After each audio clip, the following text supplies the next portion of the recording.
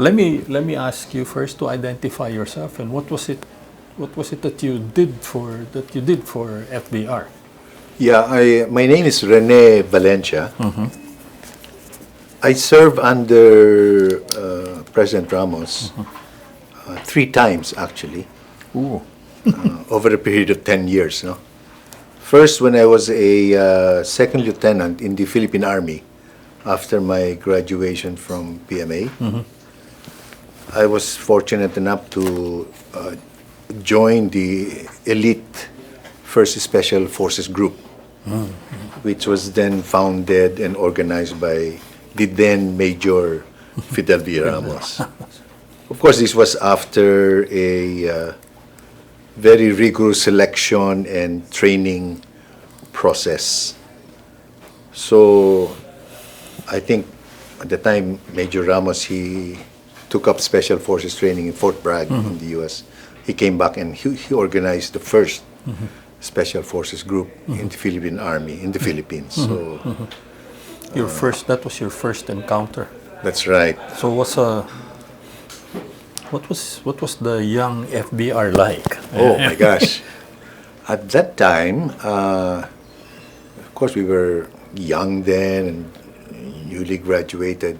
He was to us an inspiration and a model already at the time, because he was heading the elite troops, special forces. And so we were in awe, actually, of him and, of course, his officers. And at that time, he actually modeled the way. He showed us the way. So we would parachute from planes. Okay. We would rappel from cliffs. Go through guerrilla jungle warfare training with him and his people. So it was a very unique and at the same time, fantastic experience for us. We were trained to be able to operate as a team behind enemy lines. So we really had to prepare ourselves for it, be in top physical condition. We had to plan, have a complete plan for every mission, because lives are at stake. Our people have to be well trained. They have to know the mission and they have to know their role in the mission. We have to execute the mission with military precision and make sure that we don't have any casualties. So that's the kind of training we had under him. So being prepared, obviously. Yes. So. And behind enemy lines. Oh, no. So that it's a different kind, very dangerous type of mission. Brash, gung-ho. Oh my God, yeah. Was there bravado in him? Oh, you could see it's the confidence that he elicits. You could see he's calm and collected, and so we would expect everybody to be calm under enemy fire. The type. So we were really very blessed in that sense that we were able to train with the best unit and the best commander at the time. Let me take off from that last phrase, their best commander at the time. But was there any inkling that, on hindsight, looking back over the decades, was he? Did you think, this guy would end up as chief executive, commander in chief, president? Oh, there was no doubt at the time that he would be the head of the military at the time, chief of staff, maybe secretary of defense, because those are usually the very top that military graduates eventually hold. And what they aspired for, I suppose, That's right. That's what they aspire for. But even at the time, you could see that Major Ramos, he had that presence, that leadership, and then you know that he demands the best in everyone, and he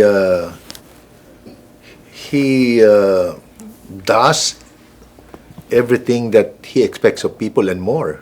So you know that he's not asking too much. He wants the best because he himself can deliver the best. He didn't ask anyone to do something that, That he he wasn't. That he couldn't do or he's not willing to do. So, and that's the reason why people were so inspired. They were so motivated to give their best. And it was the elite unit at that time, so there was pride, you know, and high morale in being in the elite unit at that time. This was your first assignment with him? Yes, 2 years I was there, 1964 to 1966. I just graduated from PMA 1963. So, okay. Yeah. Okay. Second one, you said 4. There were three. Three. Yes. The second one was Vietnam. Oh, See, because we were there in Fort Magsaysay, because that was the home of the First Special Group, First Special Forces Group. Then I don't know, for one reason or the other, the Philippines, I think, or the Philippine government agreed to send a contingent, not a fighting contingent, Not but a a combat. civic Okay. or combat force, but a civic action contingent to Vietnam. So, of course, the best in the military wanted to be in the action, to join the action. So the best applied for it. So we all did, applied for it, and I think they were recruiting some 2,000 personnel, half of which were engineers, doctors, nurses, dentists, the other half security. So again, most of us in the special forces volunteered, and many of us were able to join. So that was 1966 66. to 1968. So at that time, Major Ramos, I think, was already promoted to colonel, lieutenant colonel at the time. He was initially the chief of staff of the commanding general, General Tobias at the time. Yeah, but subsequently he became the deputy commander of Philippine Civic Action. I was very lucky to be the executive officer, which is like deputy company commander for A company or Alpha company, which belonged to the Security Battalion, because half secure the working forces. The engineers they built roads, schools, and others, or bridges, and the dentists and the doctors who went on medical leave. We had to secure them as they go to their place of work, secure them as they come back, and then secure the base 24/7. So I belonged to that company as executive officer. So again, we were fortunate to be in that situation, because while we were in civic action mission, we were actually in a combat zone, because in an unconventional warfare, fighting could erupt anywhere. It's guerrilla warfare. So the Viet Congs could attack your camp or ambush you anytime, anywhere. You were fighting against an unconventional army. That's right. So we were there for 2 years. I think thanks, of course, to our deputy commander, Colonel Ramos, and of course our commanding General Tobias. I think we were very effective in doing our job, meaning helping the community around us. So we had very few casualties, and we did a lot of work there during the 2 years that we were there. What was FVR like on this was basically an international mission, no? That's right. What's similar to what? Maybe a UN That's correct. peacekeeping force, That's correct. That kind of. It's a very it's not a very easy situation because you are in there's a war going on. It's for And at the same time you want to do your bit, no, to do your job and your mission. I think the Philippine contingent did an excellent job in assisting the communities around. There was one forest there called Tandien, which the engineers had to clear so that they could put up schools. Somewhere there, put up start a community. That's one, and of course, but every now and then you could see the fighting erupting because our camp was beside a U.S. Army camp, which is near an airport. That's in Tainin. Tainin, yeah. And every now and then, their camp, our camp would be attacked by the Viet Congs. And every now and then you could hear fighting going on here and there, mostly between the Allied combat troops and the Viet Cong, especially at night. That's when they operate. You didn't stay long in the military service, Yes. You opted for an early That's right. retirement. After Vietnam, I came back. Then I took up my master's in Asian Institute of Management and found it to be more challenging and all that. And so at that time, I decided to resign my commission, which was, thank God, was accepted. And I joined the private sector from there. So naghiwalay na kayo ni FVR at That's that time. right. Was there a, other than commanding officer, lower ranking subordinate, was there, I suppose there was some camaraderie that was formed, well, you never lose the camaraderie because I recall when as a young officer in Fort Magsaysay, when Major Ramos would go abroad on a trip, he comes back, he would wake us up at 2 o'clock in the morning and make us drink sake or whatever gift he had. He wakes us up and then he tells us to drink and then share with him whatever gift he has brought us. So the camaraderie is there, and then of course being exposed to danger together. Of course, there's the bonding and that camaraderie that develops. So you never lose that, no. But of course, even after I left the service, President Ramos asked me to help with the veterans. Oh, okay. At the time, so every now and then we would see each other. He was the one who organized Field Vets. Filipino War veterans. Yeah. So he asked me to join that. So I tried to help. And then, of course, as you know, I served 2 years under President Cory as SSS administrator. And then when President Ramos was elected president, I served for the next 6 years. So I was there in SSS for 8 years. 8 years, mahaba-habang panahon. 8 years. But let me ask you, early retirement. So I resigned my commission. Yes. I joined the private sector. Yeah, and you had a very successful career, actually. I was very lucky. I joined the banking Yeah. sector. So I joined the financial world. I was fortunate to I climb up the ladder. I started with a finance and leasing company. Then I joined an investment bank and joined subsequently commercial banks until I became president of Union Bank at the time. At the time, were there interactions with FVR? I suppose you have from time to time because we would have the reunions of Vietnam, PHILCAG, Special Forces would have their reunions. So we see each other every now and then. Of course, at the time we were observing that General Ramos at the time was like destined for higher responsibilities even at the time.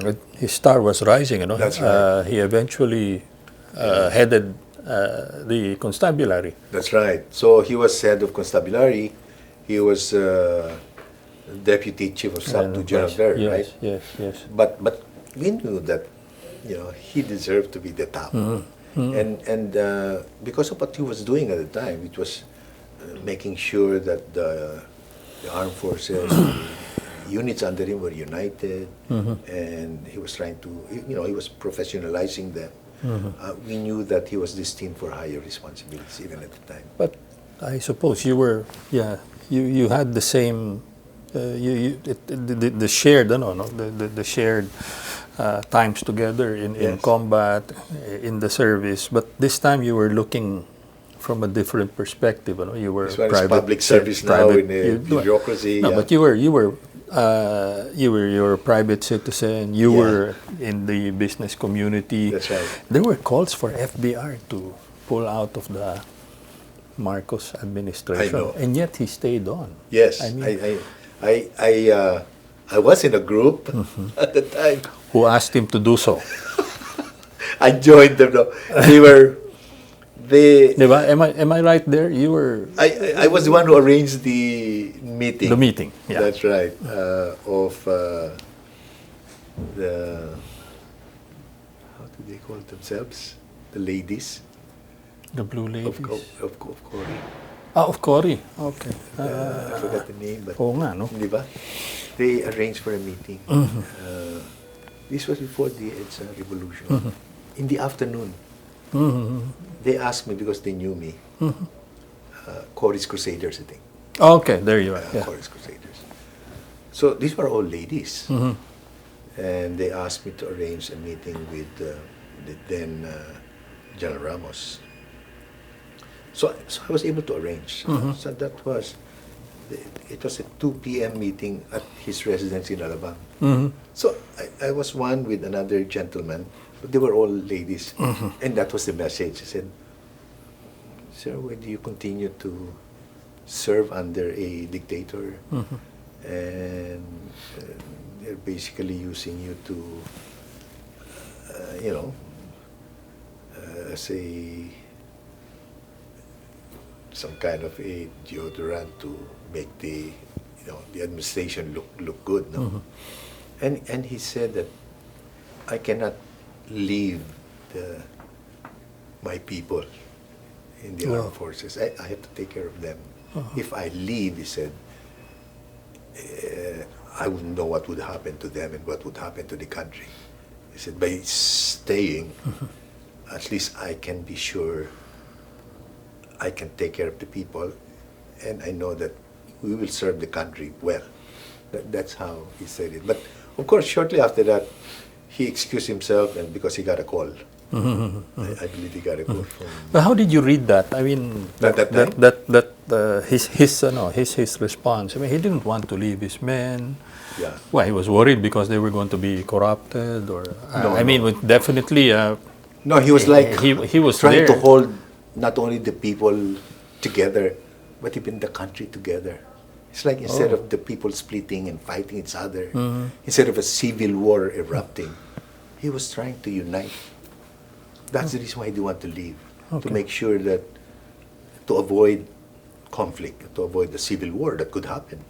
So he was making sure that the troops are united and that the country will continue to be united. I think that's how I read it. That's the reason why he didn't want to, because he didn't want fighting or civil war to probably take place. He felt he had a mission to do. I think so. I think he didn't want any conflict to take place. He was avoiding.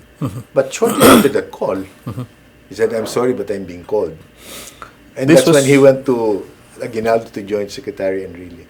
Oh, okay. It was that afternoon. Oh my gosh, no? Yeah. So we were there. We were watching and we were listening at the time. Was he someone? I mean, so he doesn't. He's one who's left his mark on you, who would not leave his men, who would not break ranks. But that's exactly what he was doing when he was breaking ranks from Marcos. At the time, he had no choice already. In other words, It's like the die was cast. He had to cross the Rubicon. There was no more any choice but to break away. And that's history. They broke away, but then he was the one who rallied the troops to make sure also, to avoid also bloodshed. It's an amazing journey because it's a peaceful revolution in a way. It was a breaking from the ranks, breaking away from the government, but because of his leadership and because of what he intended to do, there was no bloodshed. It was a peaceful revolution. Isn't that amazing? Yeah. The first, I think, ever peaceful revolution. Yeah. Yeah. And then after that, several followed around the world. So we were a model in a way. So they broke ranks, but he rallied the troops to make sure that there was no bloodshed. And there was That's how, you know, that's how strong his influence. I think so. At that time, having stayed, and he was lucky because from Philippine Army, he was made to head the Philippine Constabulary, subsequently PNP and all that. No? Then subsequently, he went back to the armed forces. So he was probably the only one who had that kind of influence because he served in both military group, police and the armed forces. And there are not so many of them, especially of his caliber. So his influence was actually over the entire armed troops of the country. So they were loyal to him. They took orders from him. He was the glue, no? The whole, listening to the radio at the time, the whole night he was calling and calling. These people, he knew them. He knew all the commanders, calling them one by one to tell them to join. To avoid, I think, bloodshed. It's not very clear. People were not very clear what he was trying to do, but he was actually rallying the troops to unite. Because 21 years of dictatorship was already too much. People have decided, I guess at the time, they have read the writing on the wall that the people no longer wanted dictatorship. They were sick and tired of martial law. So they knew that. Were you familiar that if he was part of RAM or if nobody will ever know? I don't know. Oh, okay. RAM was a movement which was started by the group of Gringo Nasan. And I saw them. I was in PMA at the time, and they had a parade, in a graduation parade, and they showed their battle cry, reform the armed forces and all that. We thought at the time that it was needed because the president at the time actually, in a way, weakened the political institutions, especially the armed forces, and corrupted many of the generals at the time. They were given sugar quotas and companies to Perks, run, perks. So at that time, we thought it was a legitimate movement, and it was supposed to be peaceful and all that. So we didn't know that eventually it could lead to EDSA. But EDSA was, they may have sparked it, but EDSA was something that the people really wanted. They wanted a change.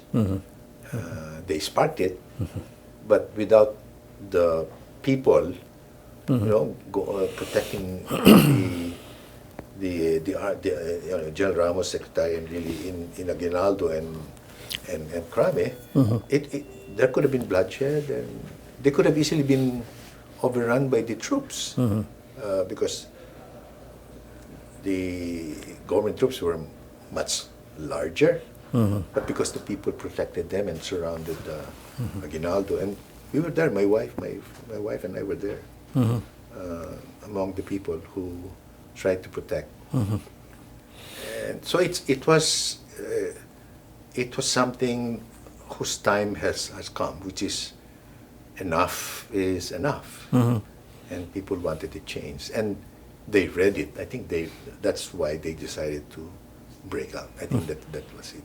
There could have been other reasons, but maybe it was a confluence of events that resulted in EDSA revolution. That eventually led to the ouster. No? That's right. So, Cory comes in, she becomes president. You're eventually pulled out of private sector to serve in SSS, called back to serve. active duty. This time was as administrator of SSS. Yeah, was banking on your That's right, financial... with my banking financial background. That's right. FVR shifted, he became... he did reach the highest the highest aspiration level, which was S&D. That's right. But clearly, you were there and you were part of the cabinet, and he threw his hat into the no. That's right. And at the time, people gave him very little chance because of mainstream politics at the time. He was deemed an outsider, without any political. Although he had a political family, the Ramos family, and he was related to the president at the time. But he has always been a professional soldier all his life. That was where he was. No, that's right. And then he joined politics. So he was a newcomer. He didn't have the machinery. Supposedly. He did not have the political... the resources. No. So, but at the time, we were hopeful that the people would recognize the need for a leader like him. And of course, he was very fortunate that he was also endorsed by former President Cory Aquino. Let me take off from that "we were hopeful" statement of yours. That's right. So apparently, let me just clarify. Where were you on that? I mean, Special Forces brother, Vietnam, comrade in arms, and we were in the sidelines. We were. What, you were hoping that he really would, no? Yeah, and you were supportive. Yeah, we were very supportive, and whatever little time we had, we tried to help. But the odds were against him because he hardly had the resources. He didn't have the machinery, and the endorsement, of course, and the popular will eventually, made it happen. So, in that sense, we were fortunate to have him elected. Cory asked a few of her, President Aquino asked a few of her cabinet officials to help him out. Yes. We did interview a few of them. Yes. You were part of the volunteer group, di ba? Yeah. I was one of the volunteers. So, asan ka ba doon? Nandun ka ba sa form? Nandun ka ba sa Alabang? The Alabang group? Which he had so many of these groups all over the place who eventually, and I guess like just before EDSA, he was the glue that put it all together. Yeah. We were there. We were helping out in any way we can, and of course when he won, I was part of the selection committee that tried to select the men and women that would serve in government. So, ando ka ba sa Alabang group o ano? Aling group ka ba doon? No group, but I was around. So, you helped in the campaign? Indirectly, that is. Given your expertise in finances, were you in the finance we were helping out. Yeah, we were helping out the way we can. But you're being very modest.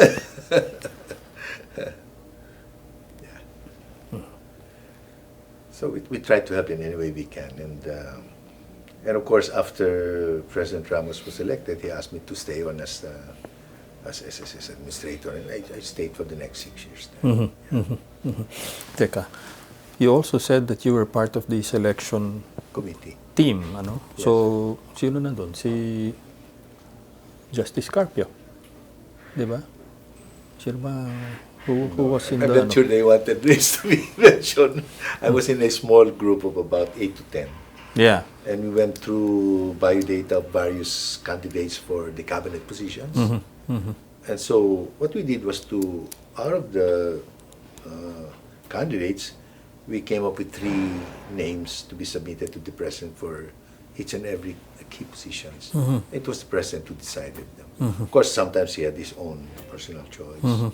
But we were the ones who went through the vetting process. Yes.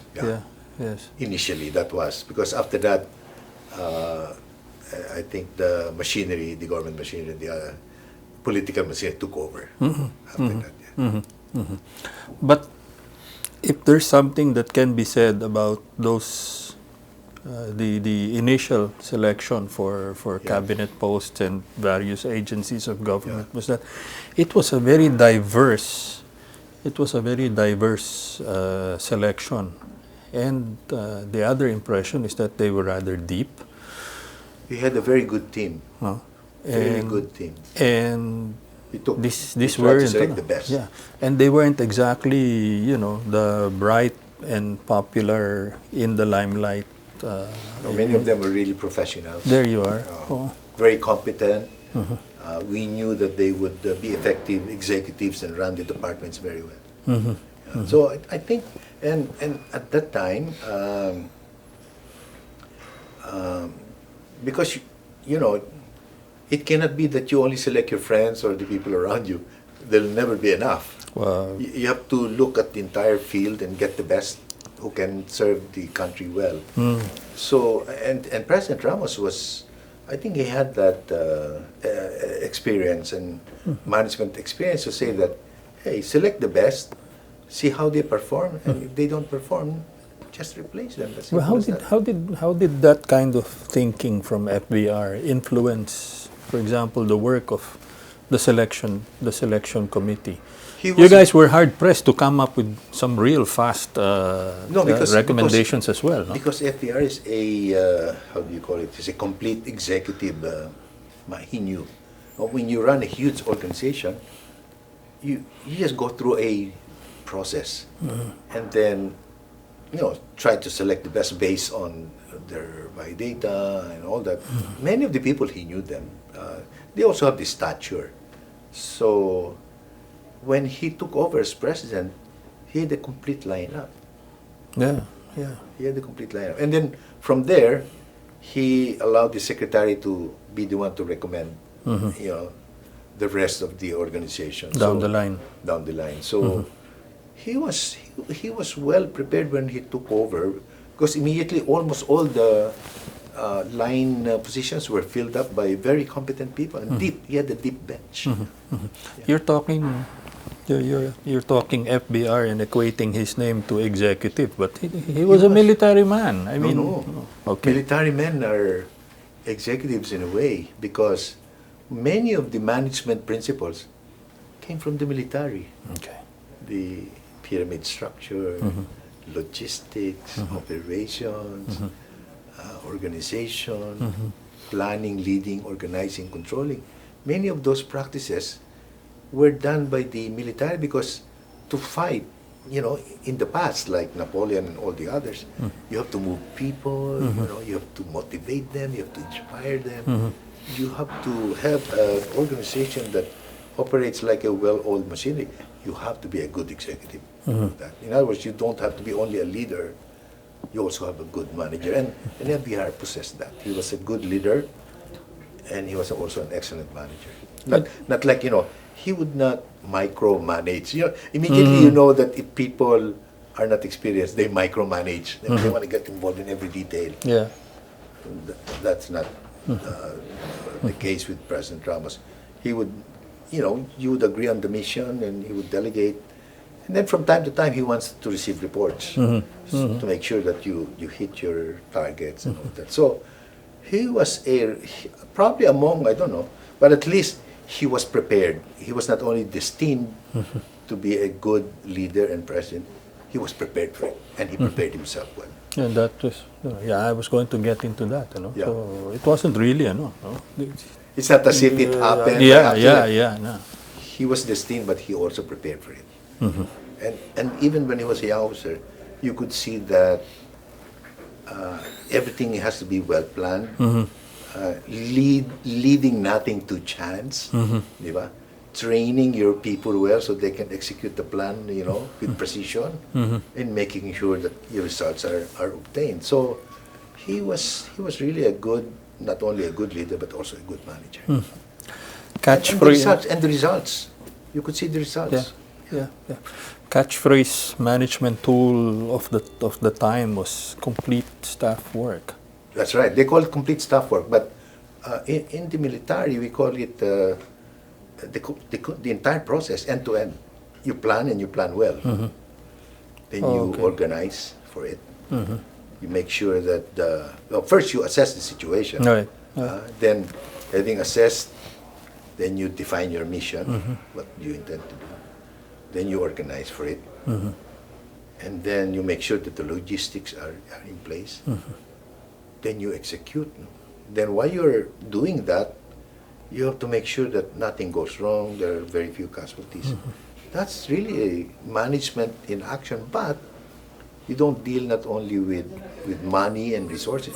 You deal with lives. So even the stakes are higher. So the mistaken notion that military people may not be good managers may be wrong. They have been trained to be good managers. Now, I must admit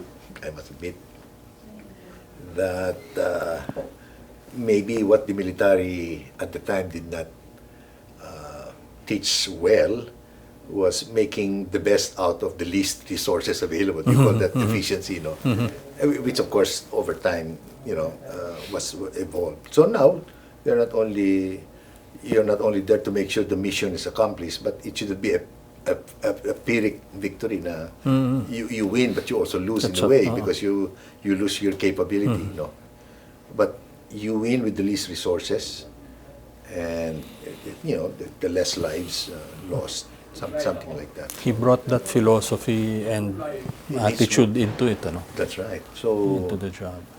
He was prepared for it.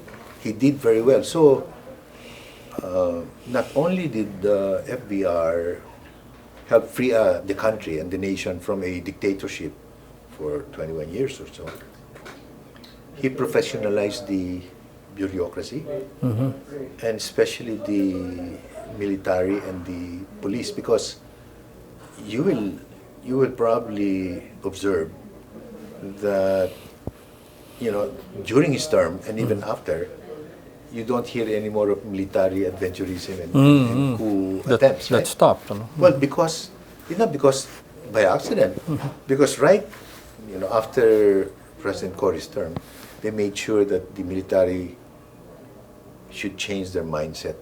Don't go into military adventurism. Go back to the barracks and protect the people. So I think in that sense he has professionalized not only the bureaucracy but both the military and the police. And now we have peace. We don't have any coup attempts and all that. And of course the other thing that he did was he turned around the economy. He opened up the economy to competition while making sure there's level playing field. So all because of major reforms. Because at the time we had monopolistic tendencies, they were all controlled. Everything was controlled. Yeah, exactly. So because it was controlled centrally, so he had to really make sure that competition comes in, open it up to competition, and that started it all. And part of what we're enjoying now is because of the reforms that he started during his time. And to the businessman in you, that was something you welcomed, Of course, I mean, it's always difficult to work in a in a controlled economy. And it's been cartels, monopolies.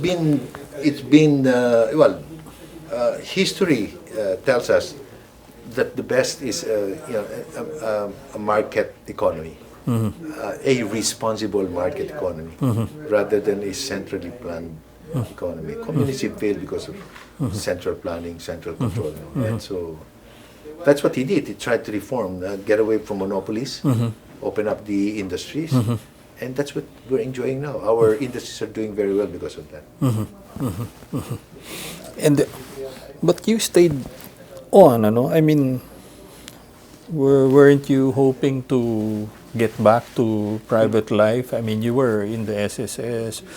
Yeah. Uh, After SSS, Oh. after SSS, I You're- went you're- back to private sector. But no. I mean, after President Cory's term, yes, I mean, were you expecting to stay on, or were you hoping to go back and, to... well, the president asked me to stay on at SSS. So So your active duty was extended. in a way, in a way, yeah, that's right. Ano yung, but... so I guess SSS, because of the special skill set and That's right. expertise that you had, ano yung... Okay, so he orders you to stay on. Yes, yes. What were the marching orders?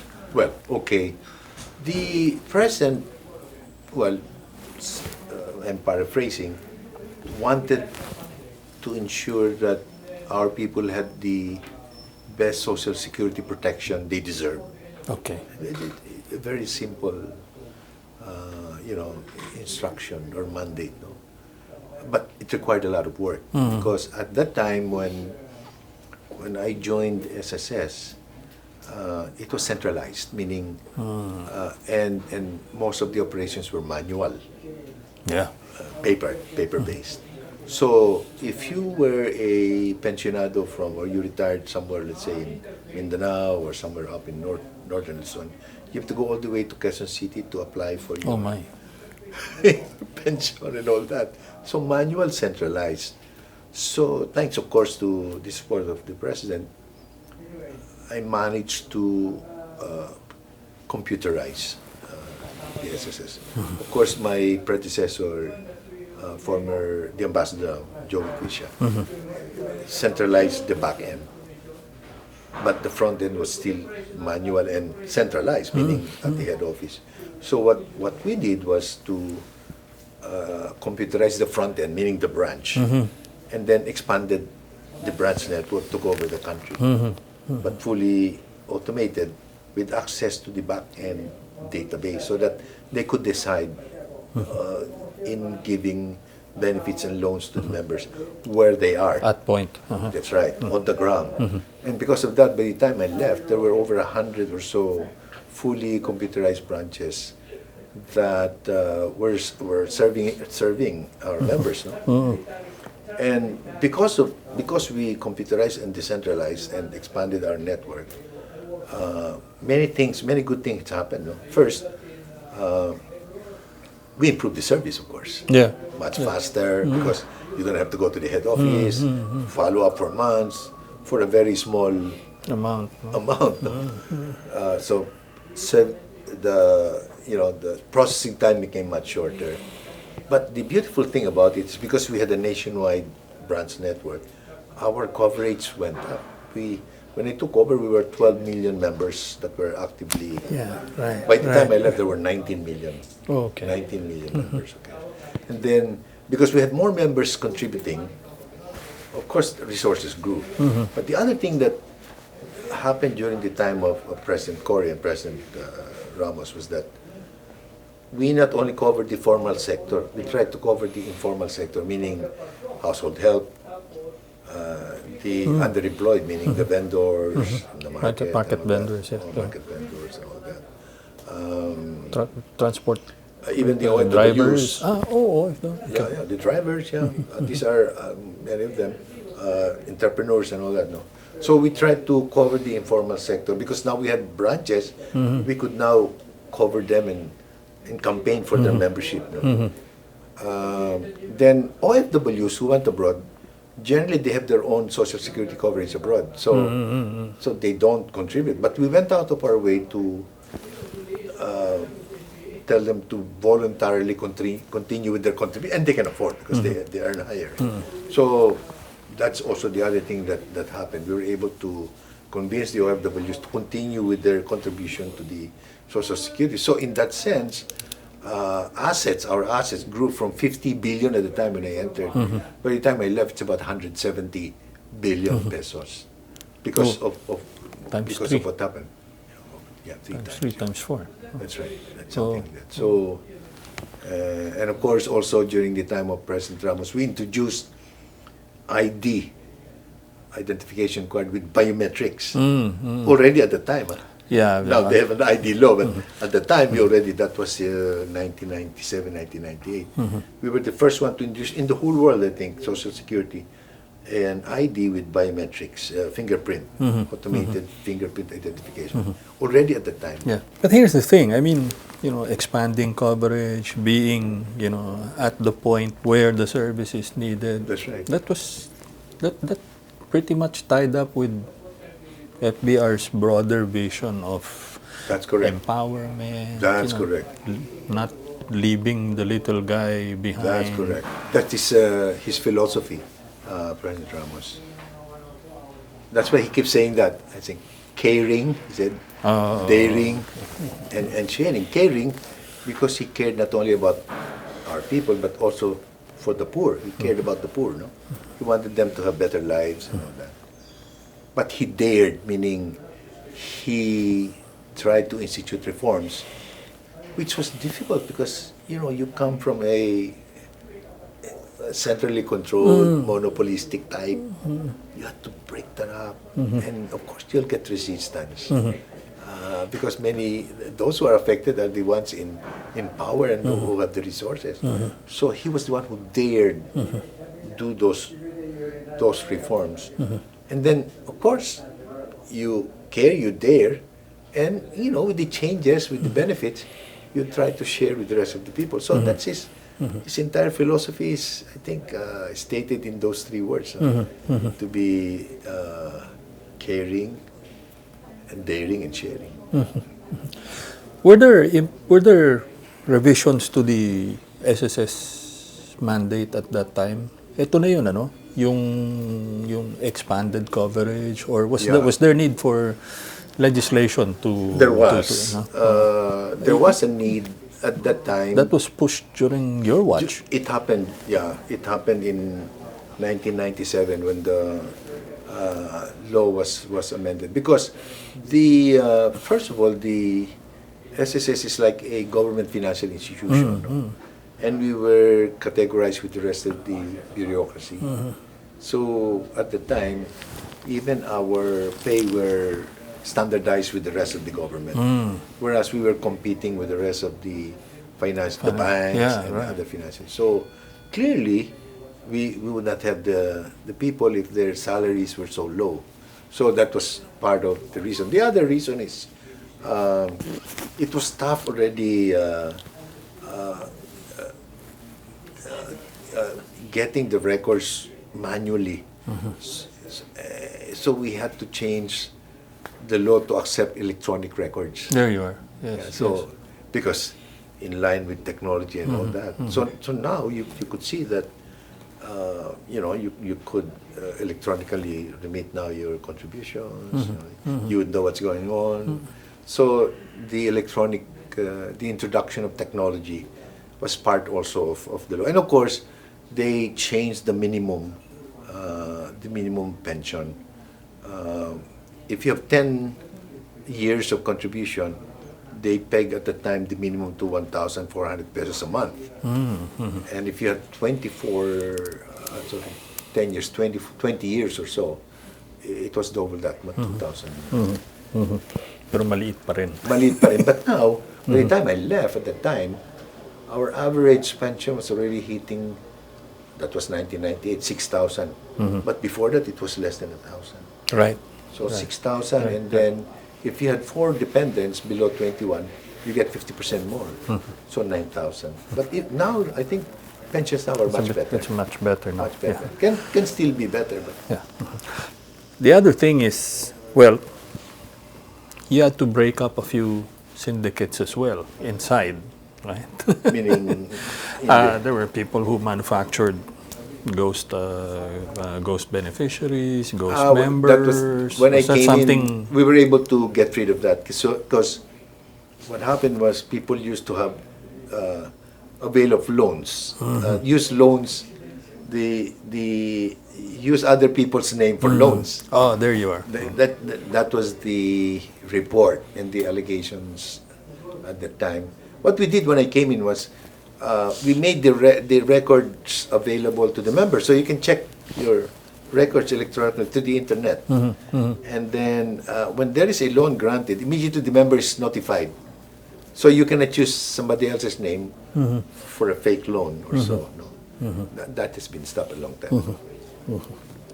And then, of course, I have to say that I think SSS probably is one of the few government institutions which started, with the right foot because they got professional managers. They had the best at the time. Even when I came in,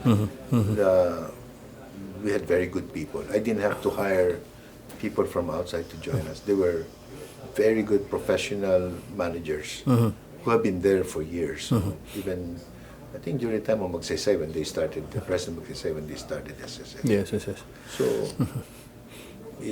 it's a very good, solid financial institution. But you were also able to retain them because of the reforms, That's right. making the pay Better, more more competitive More competitive, yeah. with their cousins That's in right. the private sector. That's right. Oh, okay. Now, a few other things. The FVR specifically asked the SSS to limit its exposure to housing finance because it wasn't coming out to be a very good proposition in the first place. It was unnecessarily exposing the fund to That's correct. risks. No? Okay, The SSS because of its pero ang mandate- dami nating SSS housing projects noon di ba? That's Before. right. The SSS besides Social Security because it has funds, no.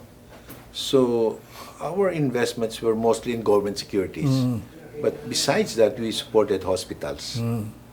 So we used to give loans to hospitals and schools because we know that the beneficiaries would be the members. And then, of course, housing because most of our people lack housing. So these are members who are able to avail of financing and mostly low-cost housing. I think our portfolio was balanced. We were not heavy. We were just big. So people thought that we were overexposed to. No, we were not.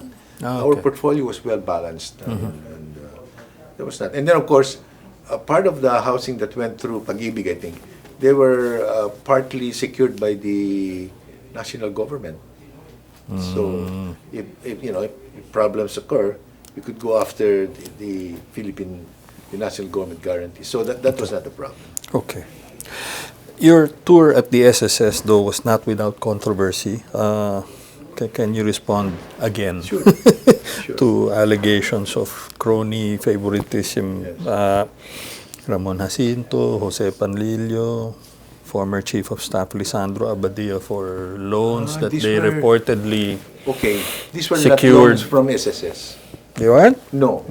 The case of RJ, that was from PNB, Philippine National Bank. Okay. In the case of General Badia, I think it had something to do with RSBS. And Panlilio, I don't think we did Wala not bang give exposure direct- ang we didn't SSS give, dun we sa didn't give mga... loans direct to commercial establishments. No. And then again, the other thing that was good about SSS is we were supportive of the small and medium enterprises. So many of our loans were given through banks to be on lent to small and medium enterprises. So we didn't have those controversial loans to controversial parties. No, never. Okay. Yung sa yung sa Centennial Oh, that Expo. one. Okay. Sa Centennial Pampanga. Expo. It's like this. At the time, we had the centennial celebration, right? And we had an exposition, I think, in Clark. Okay. And I got a call from, I was in New York at the time, when President Ramos called me and said, Rene, it looks like we have difficulty finishing the exposition in time. Meantime, we have invited the countries to join us. Can you see how you can help out? So when I came back, I found out that the tenure project in Clark was in danger of not being completed because of lack of financing. Okay. So I came out with a plan, which I submitted, of course, to the president that, hey, the GFIs can help, okay, but we have to do it properly, meaning we're not just going to give there and give the loan. We will make sure, we will assess how much is needed to complete it, and we will have our regular meetings all recorded. Before we release the loan, well, first, the loan has to be guaranteed by the national government. Yep. Because we're a GFI. And then we said, before we release any money, there has to be a quantity survey of what's up on the ground. Yeah. So every time we release money, we would have regular meetings, Yes. monitoring, and then we had an independent quantity surveyor to make sure. And we were able to finish it. And of course, there was an investigation later on, but nothing came out of it because everything was above board. Okay. Okay. Thank God we finished it. The government finances were protected because we had the government guarantee. And everything was done according to Hoyle. And we finished the project on time. So, Special Forces, PHILCAG, And then SSS. SSS. So what's the fourth? No, just three. Three lang? Three. Okay. Three. So, let me get back to the national ID. Yes. That took a hit, I mean, the concept Yes. of a national ID. That's right. Well, in principle, I mean, looking back at it, 20 years, 25 years into the future, we're already, We're you there. know, we're just a few steps away, That's right. from there. But what were the challenges then? Individual liberties, That's etc. When we had to go to Congress. Yeah, and And we had to explain to them because we issue ID. And we were going to issue ID with biometrics. But when we went to the Senate, we had positive response from the Congress and the Senate because as long as the ID is used for social protection and not for others, they had no objection. Their objection was if it was at the time a national ID, they thought it was an invasion of privacy. yes, Yeah, at that time. But truth of the matter is, most countries now already have national IDs, and many of them are starting to use biometrics. So, I think we have to look positively at this. A national ID with biometrics should be seen as a way to protect the citizens. Because remember, we have many foreigners coming into the country, so you have to segregate the citizens who have rights and who are entitled to certain whatever, perks and all that, as opposed to visitors and non-citizens. So you have to segregate them to protect them.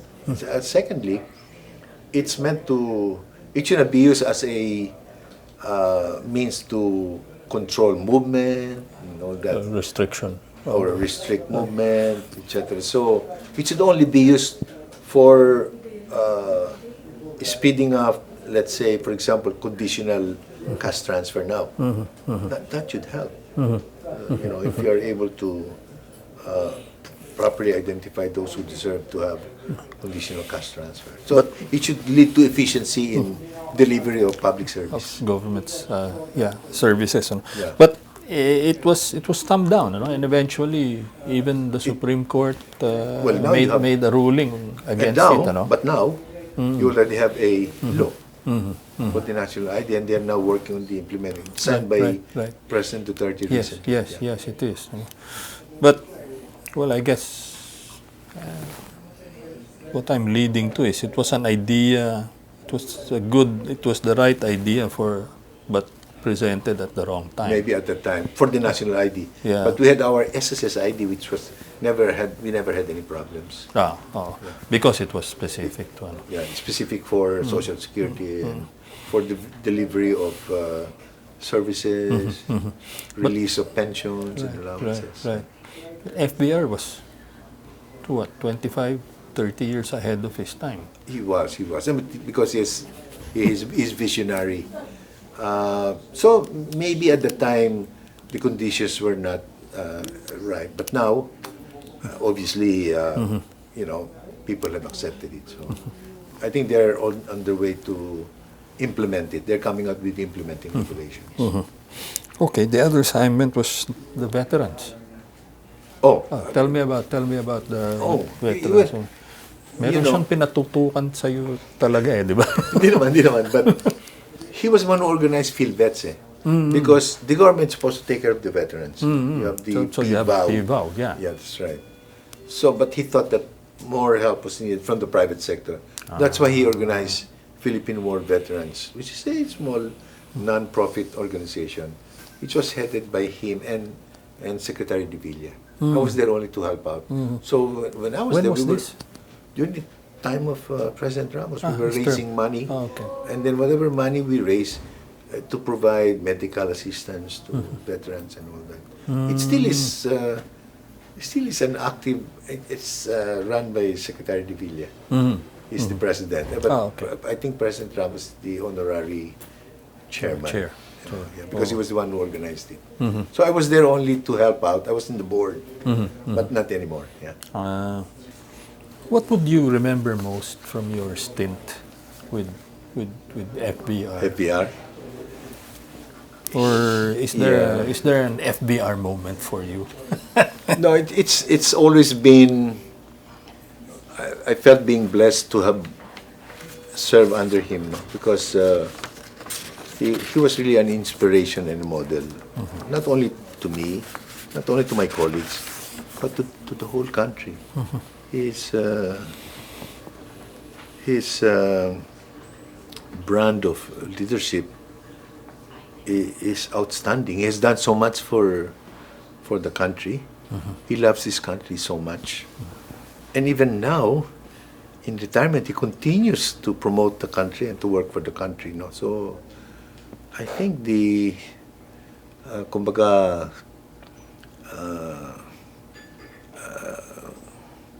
if you were to sum up everything, President Ramos is what we can call dakilang Filipino. He's a true patriot. He loved his country. And you know he will continue to work for this country. Was there enough time for him?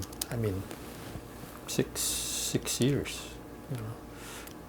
He could have served longer. Yeah, right. Yeah, we had we had the People's But Initiative. you know, and at that time already the term was, you know, set.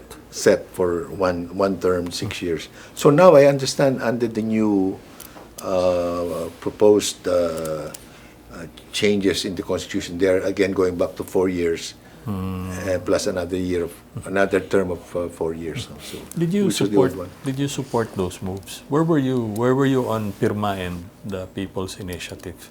Which one? Which people? Of during FBR's time, that move to amend the Constitution At the and time. extend and give him, specifically to amend the Constitution and give him At the time, they had problems because clearly the church and President Cory was against. They were against it. No, one. Number two, it was too close to elections, and when you talk of too short constitutional change, you need a lot of discussion, debate, discourse. No, now is just really the time to talk about it. Because I think the president has 4 years to go.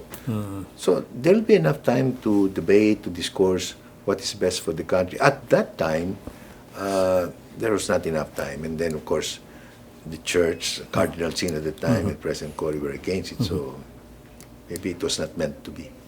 But, in and out of government, President Ramos continues to serve. Yeah. That's the main thing. So I get it that you still meet with him ever so often. You drop by From time to time, yeah. Okay. Well, what are the meetings like? I mean, I don't know. Like now, you see him. you share war stories, right? Jokes. He loves to share stories, jokes. he is always in good spirits, and of course, he always wants, he only thinks of the country. I think his really his passion is to serve the country. Ganun pa rin talaga. Talagang ganun. Recurring. That's his DNA, I think. Okay. What do you tell people of FVR? What A about? perfect stranger. You meet them and they discover that you were with the FVR administration. What do you tell them of him? Oh, what do I tell? What people within our group, outside our No, group, outside. about FPR? What I said, he was not only destined, he prepared. He was prepared for it. No? So he probably is one of the best presidents we've ever had, because he was ready, he was prepared. It just so happened that I think towards the end of his term, the Asian financial crisis happened. No? But he managed to still, by the time he left the administration, the country was back on its solid footing. And we were pretty well cautioned. Yeah. So, Tatanungin ko pa ba sa'yo kung ano yung what you think is FBR's greatest legacy as president? legacy. Or nasagot mo na? No, yeah, I go back to his legacy. No, he number one. He has many legacies, but as a person, I remember him as one who freed our people from the dictatorship, which was there for 21 years. Then he professionalized the bureaucracy, and now you don't hear any more of coup d'etat or military adventurism. And then he turned around the economy. So all those three, and of course,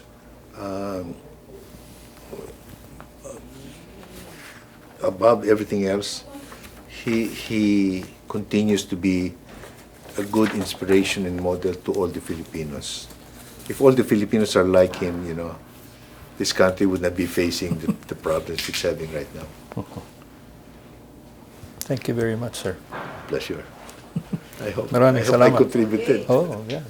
Thank you.